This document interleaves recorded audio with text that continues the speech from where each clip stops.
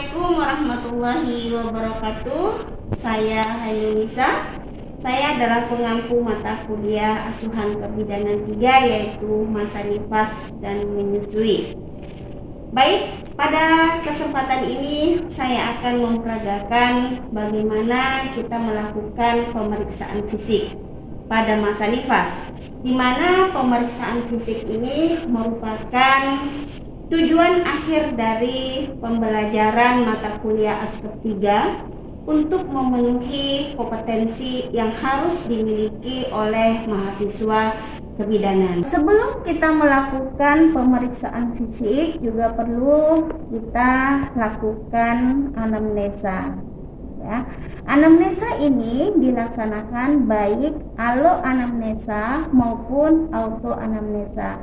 Jadi kita perlu mengkaji keluhan, riwayat penyakit, pola makan, ya, pola aktivitas sehari-hari sebelumnya, dan termasuk rencana KB pada masa nifas atau setelah masa nifas berlangsung nantinya.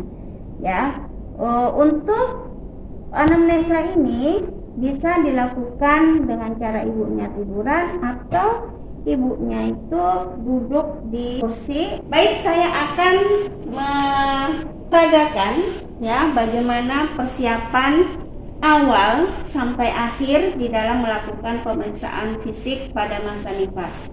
Yang pertama, saya harus mempersiapkan diri saya sebagai tenaga kesehatan, yaitu sebagai bidan, bahwa saya sudah siap bisa memberikan energi yang positif kepada pasien dengan berkomunikasi terlebih dahulu. Kemudian saya sudah mempersiapkan alat yang sudah siap pakai, dan alat ini yang dikatakan siap pakai itu sudah harus sistematis.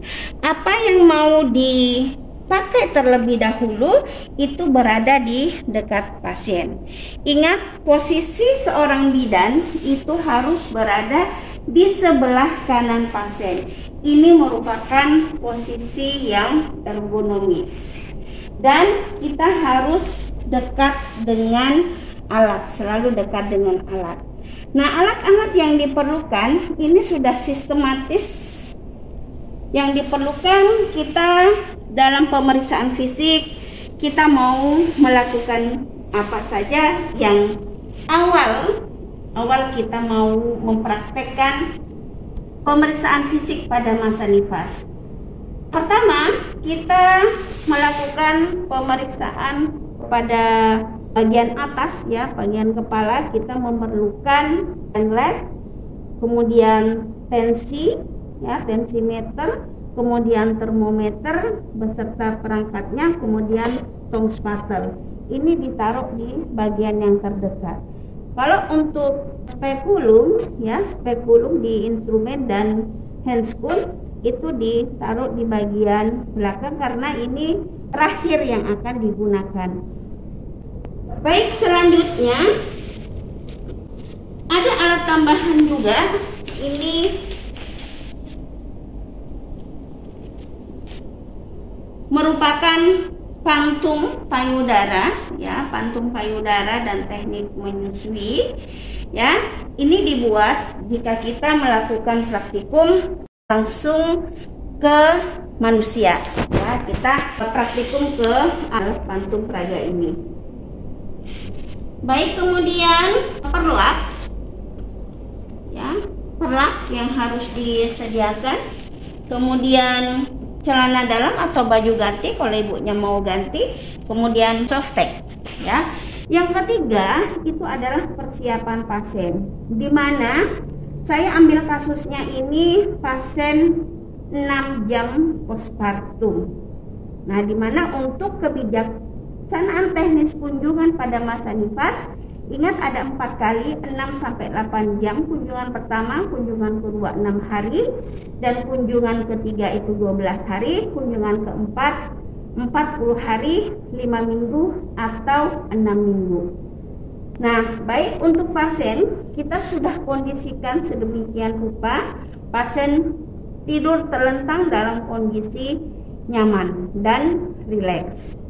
Karena ibunya ini nanti 6 jam sudah harus, apakah dia sudah mandi ya, baru kita lakukan pemeriksaan, atau nanti dia langsung akan melakukan mobilisasi untuk turun langsung ke kamar mandi.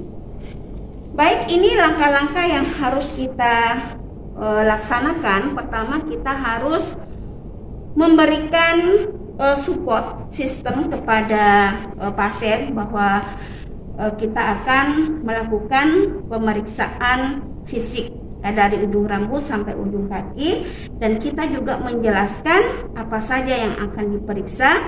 Ini tentunya ada hal-hal yang harus disampaikan untuk pemeriksaan-pemeriksaan yang berkaitan dengan alat-alat vital ya, seperti bagian payudara dan bagian anogenital. Itu coba dijelaskan kepada pasien terlebih dahulu supaya pasien nanti kooperatif. Dan apabila ibunya berkerudung, ini diharapkan kerudungnya disampaikan untuk dibuka terlebih dahulu. Baik, Ibu, selamat pagi. Saya Bidan Nisa, Bu. Saya yang berjaga pada pagi hari ini dari jam 7 sampai jam siang nanti dengan Ibu Melah ya. Nah, Ibu Melah, apa kabar? Kelihatannya sudah segar nih. Dan yang pertama ya Bu Melah ya. Nah, baik Bu Melah, pagi ini saya akan melakukan pemeriksaan fisik dari ujung rambut sampai ujung kaki. Mohon koordinasi ya Bu, kooperatif nanti apa yang saya sampaikan untuk dilakukan pemeriksaan. Sebelum tindakan, kita cuci tangan terlebih dahulu dengan prinsip 7 langkah. Saya akan melakukan pemeriksaan tanda-tanda vital terlebih dahulu ya Bu ya.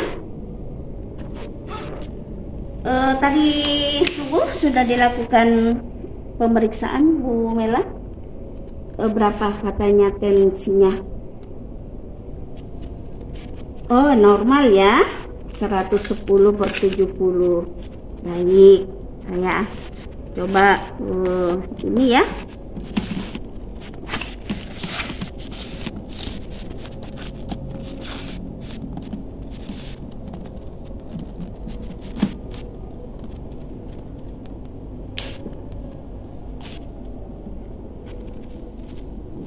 Sudah nyaman seperti ini, Bu? Oke, baik. Coba saya sekalian periksa suhunya ya, Bu Mela ya.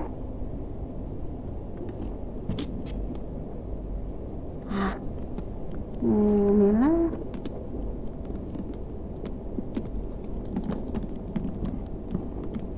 Ya, agak ditekuk ya. Ditekuk. Baik.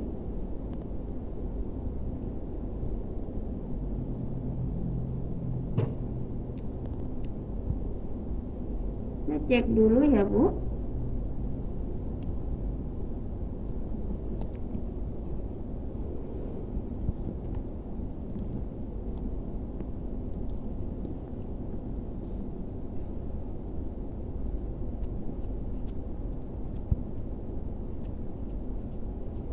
Semalam tidur nyenyak ya Bu ya.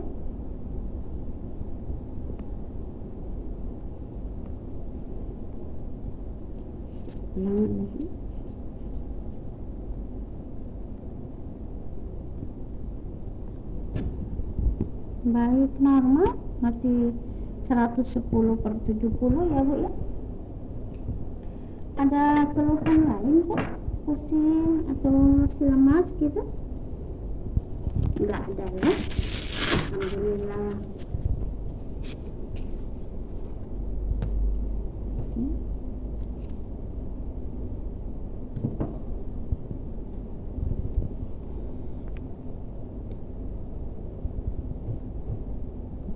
Saya cek nadinya dulu ya.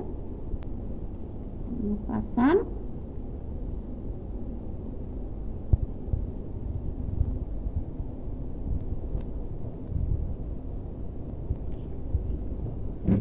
Coba suhunya saya lihat 36 ya. Nah, suhu ini untuk setelah dipakai kita coba turunkan terlebih dahulu ya sampai ke angka di bawah 35 ya. Baru kita ke detol dulu ya. Setelah di detol coba sebentar saja ya. Baru kita hapus ya. Baru bengkok ini letaknya di bawah ya, jangan di sini ya. Kalau untuk bengkok ini letaknya semuanya di bawah. Oke, setelah selesai baru DTT di ini lagi langsung ditaruh kembali sehingga alat ini sudah siap pakai ya. Untuk alat yang sudah dipakai sebaiknya ditaruh di bawah supaya tidak mengganggu kegiatan pemeriksaan selanjutnya. Oke. Baik, selanjutnya kita mulai melakukan pemeriksaan fisik bagian teratas. Di bagian teratas kita lihat Ibu, coba Ibu ngadep ke saya Bu, kita lihat mukanya dan untuk melihat kondisi keadaan Ibu, menilai sama halnya dengan menilai keadaan umum. Nah, setelah itu kita melakukan pemeriksaan rambut.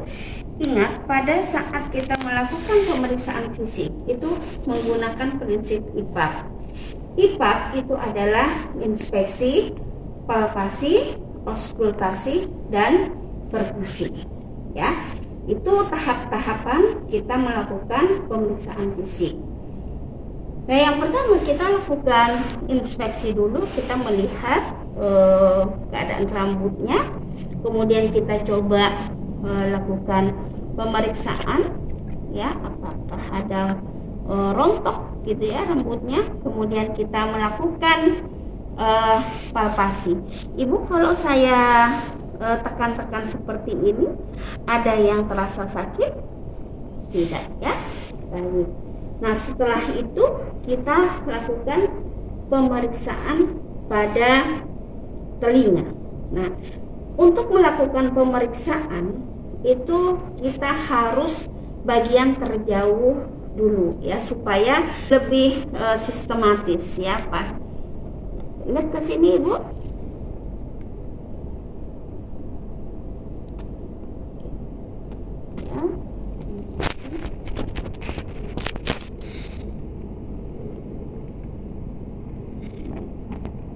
Setelah itu lakukan palpasi. Ada, kalau saya tekan seperti ini ada nyeri Bu? Tidak ada ya. Baik. Setelah itu ke mata ya, mata kita lihat bagaimana kelopak matanya ya, apakah ada pembengkakan atau tidak. Kemudian ya apakah lihat juga bagian leraknya, kemudian apa dilihat juga bagian konjungtivanya. Nah, untuk melihat ini bagian terjauh dulu juga ya, kemudian bagian terdekat. Untuk melihat konjungtiva, Ibu silakan Bu, lihat ya Bu. Oke, bagus, tidak pucat. Kemudian dilakukan pemeriksaan pada hidung. Hidung juga dilakukan pemeriksaan, inspeksi dan palpasi. Ya, kita lihat dulu. Ya, kemudian kita untuk menjangkau daerah dalam hidung, ya, itu kita lihat ya. Ingat jangan ini kita menggunakan seni ya di dalam pemeriksaan. Oke. Ya, tidak pilek ya Bu ya sekarang ya. Pernah ada riwayat sitis kayak bengkak di dalam gitu Bu? Nggak ada ya. Oke, baik. Nah, coba Ibu kalau saya tekan seperti ini, ada rasa nyeri? Tidak ya? Bagian ini juga ya. Oke, sekarang saya mau melakukan pemeriksaan mulut.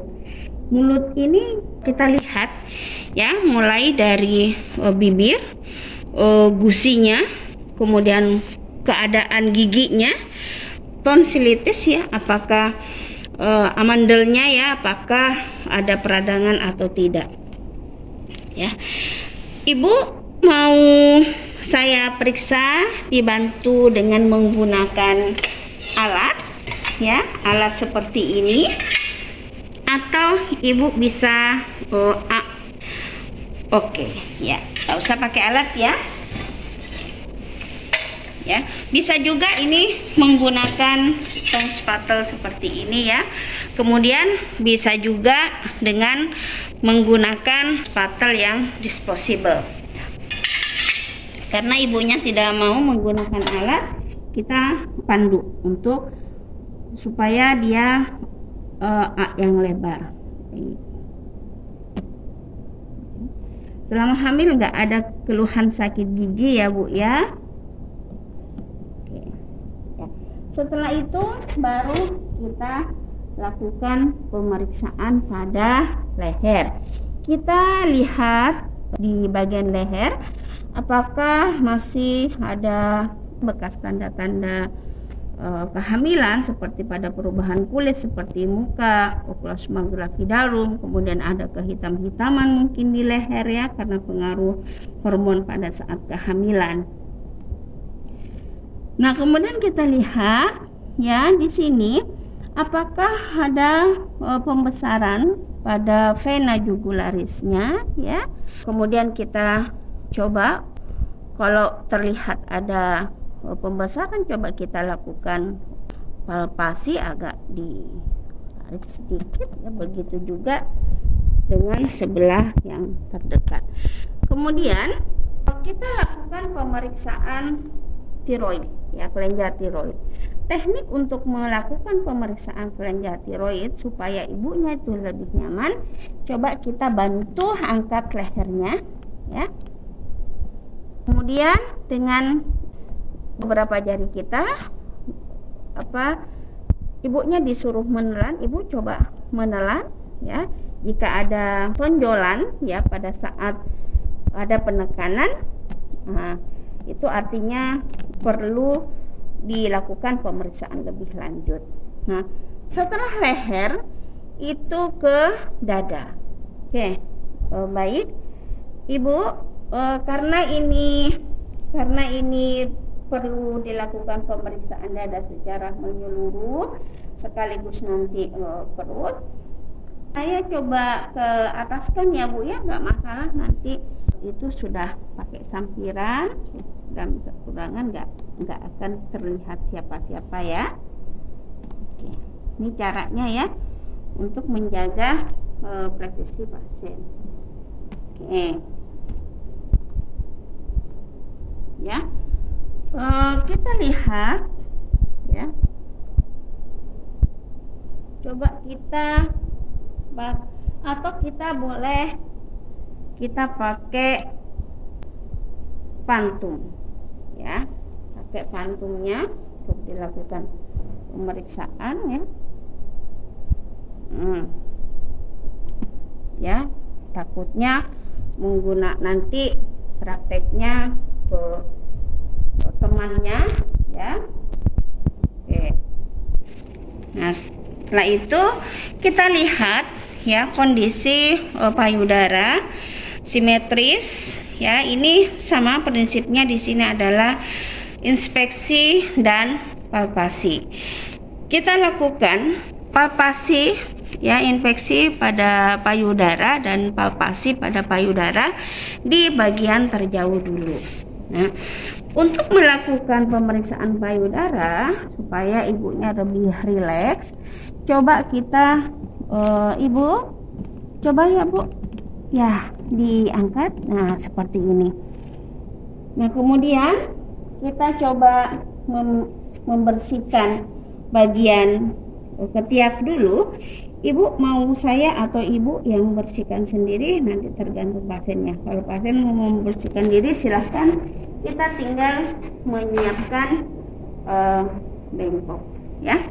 Nah, kalau kita seperti ini, jangan istrinya jangan sampai menyentuh gitu ya. Oke, supaya kita lebih nyaman ya. Kita sisiri, lakukan pemeriksaan ya. Takutnya pada masa nifas itu ada benjolan-benjolan. Kalau terjadi benjolan ini ya lazim terjadi, kemungkinan ibunya produksi ASINya itu cukup banyak, atau ada benjolan yang sekiranya ke arah seperti massa tumor ya. Oke. Kemudian begitu juga dengan payudara. Untuk pemeriksaan payudara, ingat palpasinya ini adalah secara menyeluruh ya. Telapak tangan dan di tengah-tengah ya, ini hampir menyentuh semua payudara. Kita coba tekan ya, menyisiri sampai ke arah putik. Nah, begitu juga ya, sampai betul-betul kita merasakan apakah ada benjolan yang sekiranya abnormal. Begitu juga dengan sampai ke arah puting ya, disisir sampai menyeluruh gitu ya. Setelah itu kita lihat puting.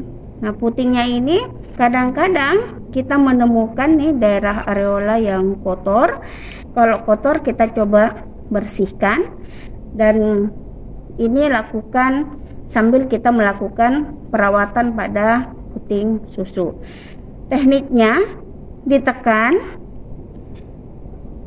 agak ke dalam ya, dikuncupkan, kemudian ditarik secara lembut ya, jangan ditarik langsung tapi ditekan, kuncupkan, ditarik secara lembut, seakan-akan kita tidak menarik puting ya, tetapi kita mengangkat areola gitu ya. Begitu juga dengan yang sebelah kiri, lakukan yang sama. Nah, setelah itu baru ke daerah perut ya. Nah, pada pemeriksaan abdomen yang perlu ditekankan di sini memang ada beberapa teknik: inspeksi, palpasi, auskultasi, dan perkusi. Namun untuk nifas normal itu kita tidak perlu pemeriksaan auskultasi dan perkusi di sini ya. Nah, untuk pertama yang perlu kita lakukan, inspeksi dulu bagaimana kondisi kulitnya ya. Apakah ada striae, kemudian linea nigra ya di sini. Kemudian apakah ada bekas luka operasi, mungkin luka SC atau bekas operasi apendik di masa lalunya. Nah, setelah itu kita lakukan palpasi ya. Di sini masih perlu dibutuhkan untuk pemeriksaan palpasi. Di abdomen itu kita mengecek tinggi fundus uteri, kontraksi uterus, kemudian kandung kemih ya, kita harus lihat di sini. Nah, berhubung ini pasiennya 6 jam ya, kita lakukan pemeriksaan palpasi pada abdomen ya.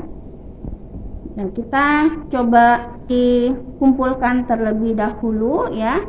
Umpamanya ibunya pakai gurita, coba kita buka guritanya, lalu kita coba posisikan saja ya, posisikan perutnya, baru kita ukur tinggi fundus uterinya. Oh, ternyata 6 jam ini 2 jari di bawah pusat.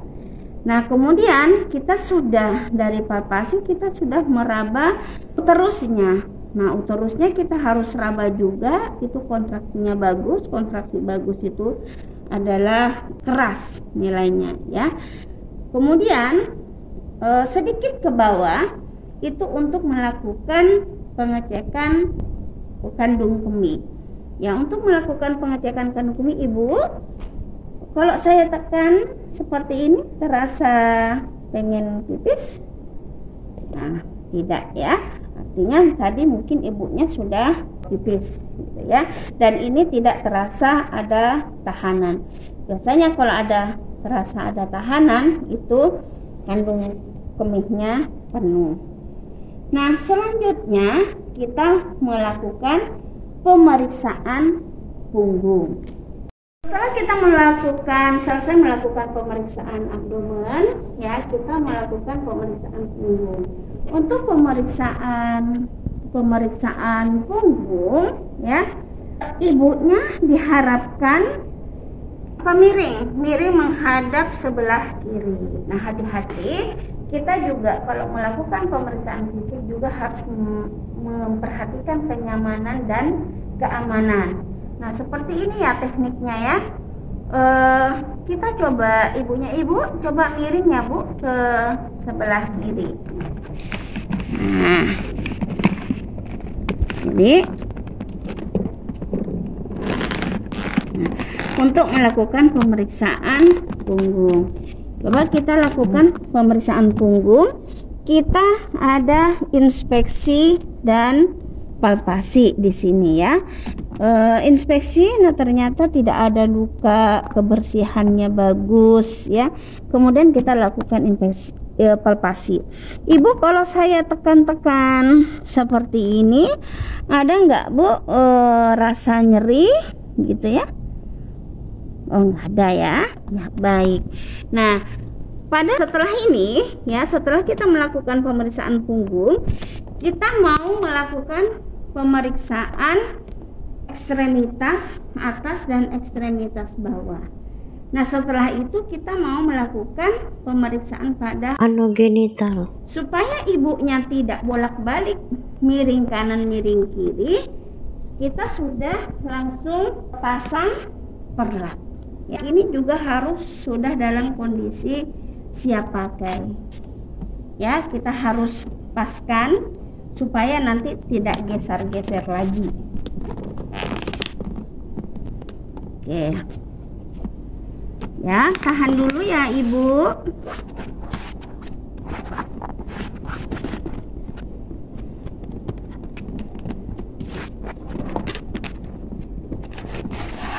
Ya, silakan Ibu terlentang Bu, lagi Bu. Oke, ya. Coba saya tarik. Nah ya, ini sudah tinggal tarik ya. Kalau perlak sudah kondisi siap pakai, sudah tinggal tarik, tidak susah-susah lagi. Seperti ini kalau sudah dipasang perlak, ibunya sudah dalam posisi ergonomis lagi, kita baru melakukan pemeriksaan ekstremitas ya. Nah, untuk pemeriksaan ekstremitas ya, kita lakukan inspeksi juga ya, kebersihan kulitnya, apakah ada pembengkakan, kemudian kita lihat kukunya pucat ya. Ya, begitu juga dengan satunya ya, sebelahnya kita lihat, kemudian tidak ada pembengkakan, kita lihat kuku-kukunya tidak ada masalah. Oke, selanjutnya kita lakukan pemeriksaan ekstremitas bawah ya. Ibu, coba Ibu rileks saja ya Bu, saya akan melakukan pemeriksaan ekstremitas bawah ya.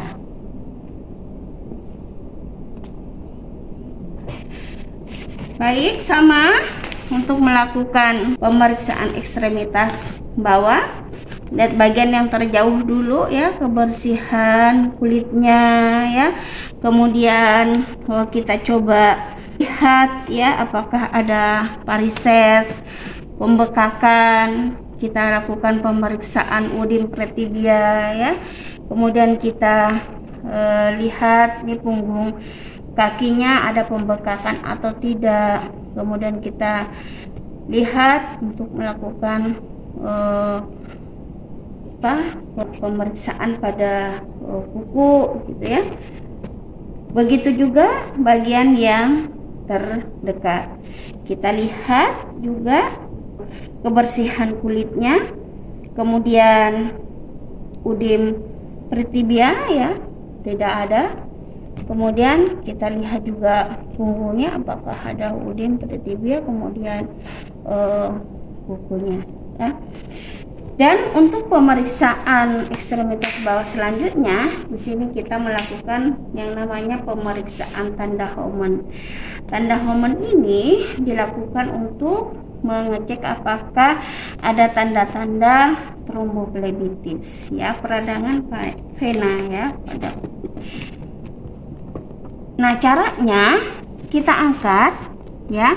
Caranya kita angkat ya. Tangan ini memegang pergelangan kaki, tangan kanan memegang pergelangan kaki, tangan kiri ya dengan menopang antara paha dan lutut gitu ya. Ya, paha bawah, menahan paha bawah. Kemudian diangkat, kemudian ditekuk. Kemudian tangan kiri itu ganti, kemudian didorong ya. Ibu ada terasa sakit nggak Bu, terutama di bagian sini? Ternyata tidak ada. Begitu juga dengan bagian yang terdekat, diangkat, ditekuk, kita bantu lututnya untuk didorong. Sakit ya Bu? Ada? Tidak ada.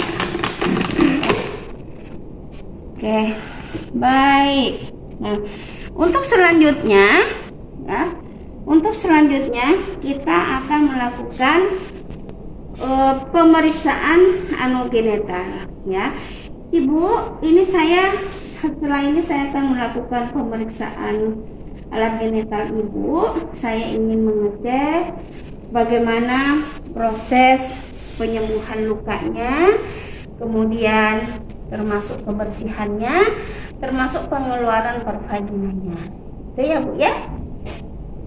Oke, saya siapkan alat dulu. Nah, di sini kita harus menyiapkan alat-alat bisa alat-alat itu ditarik saja ya, supaya tidak serahkan di tempat tidur, atau bisa juga ya untuk mempermudah sesuai dengan situasi dan kondisi, alat ini ditaruh di dekatnya. Namun kita coba supaya tidak terkena ibu ya. Nah, yang perlu disediakan itu adalah kapas sublima ya, kemudian dan air DTT. Ini sudah dalam keadaan terbuka ya semua. Baru di sini spekulum dan handscoon. Sebelum melakukan pemeriksaan anogenital, kita wajib melakukan cuci tangan terlebih dahulu. Handscoon ya. Nah, setelah itu kita pakai handscoon ya. Kita pakai handscoon ya, kita sudah pakai handscoon. Sebelum kita pakai handscoon yang sebelah kiri ya, kita coba, mohon maaf ya Bu, saya buka dulu ya Bu ya, sebentar ya. Oke. Nah, setelah itu ya, coba kita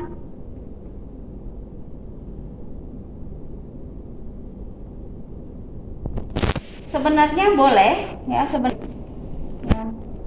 Nah, termasuk bengkok tadi sudah disiapkan ya di sini sebelum kita pakai sarung tangan ya. Oke, baik, di sini saya melakukan vulva hygiene terlebih dahulu ya. Pertama mons veneris dulu ya, mons veneris ya. Kalau tidak terlalu kotor cukup satu ya. Selanjutnya labia mayora terjauh ya, ke bawah. Kemudian labia mayora terdekat ya.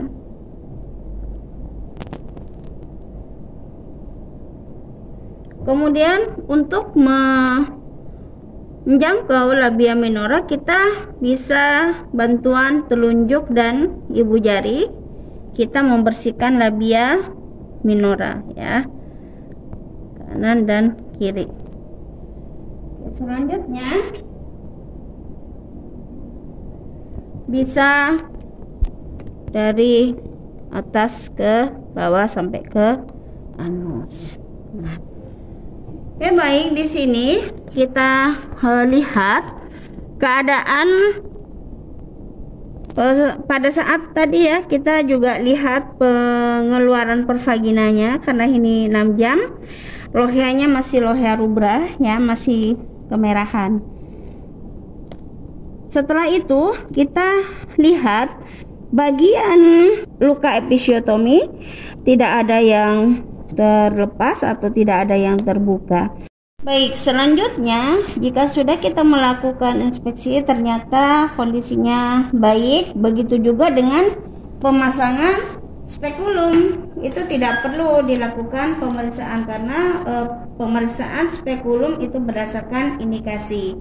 Contoh pada ibu nifas di kunjungan ketiga 12 hari postpartum, contoh kok loheanya masih rubra. Nah, ini perlu dilakukan pemeriksaan karena ini kita kondisinya dulu kasus nifas normal, jadi tidak perlu dilakukan pemeriksaan spekulum.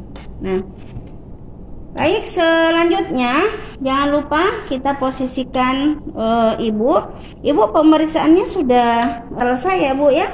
Langsung saja ini dibuang ya, langsung dibuang secara terbalik dan ke sampah infeksi. Ya, kita segera posisikan ibu. Nanti coba ini dipasang ya. Setelah itu kita pasang celananya ya, dan mengajak ibu untuk turun dari tempat tidur untuk segera mandi karena ini 6 jam postpartum sudah harus mobilisasi turun dari tempat tidur. Setelah itu kita rapikan alat-alat kembali ya. Setelah kita rapikan, nah, baru kita dorong kembali dan kita bisa gunakan kembali ya. Oke. Baik, pemeriksaan fisik dari ujung rambut sampai ujung kaki sudah selesai kita laksanakan. Selanjutnya kita melakukan cuci tangan setelah pasca tindakan. Ya, Ibu rileks dulu ya di sini ya, tidur dulu, nanti saya antar ke kamar mandi untuk segera mandi ya. Saya cuci tangan dulu. Baik, sebelum dan sesudah kita melakukan tindakan, kita mencuci tangan terlebih dahulu. Setelah kita melakukan pemeriksaan fisik, kita harus melakukan promosi kesehatan atau edukasi yang adekuat kepada ibunya dan keluarganya. Nah, promosi ini perlu ditekankan, itu harus sesuai dengan kebutuhan di kebijakan teknis kunjungan pada masa nifas. 6-8 jam kebutuhannya apa yang harus dilakukan. Kemudian kunjungan kedua 6 hari apa yang harus dilakukan. Kemudian 12 hari dan 40 hari. Nah, setelah kita sudah membereskan alat, kemudian kita sudah cuci tangan, bisa sambil tiduran atau ibunya duduk juga bisa. Pemeriksaan sudah selesai dilakukan dan hasil pemeriksaan itu seperti apa, itu disampaikan ke ibunya dan keluarganya. Baik, sekian peragaan untuk melakukan pemeriksaan fisik pada masa nifas ya. Untuk selanjutnya teman-teman bidan ya, silakan untuk mempraktekkan dengan melihat video ini. Terima kasih. Wabillahi taufiq wal hidayah. Wassalamualaikum warahmatullahi wabarakatuh.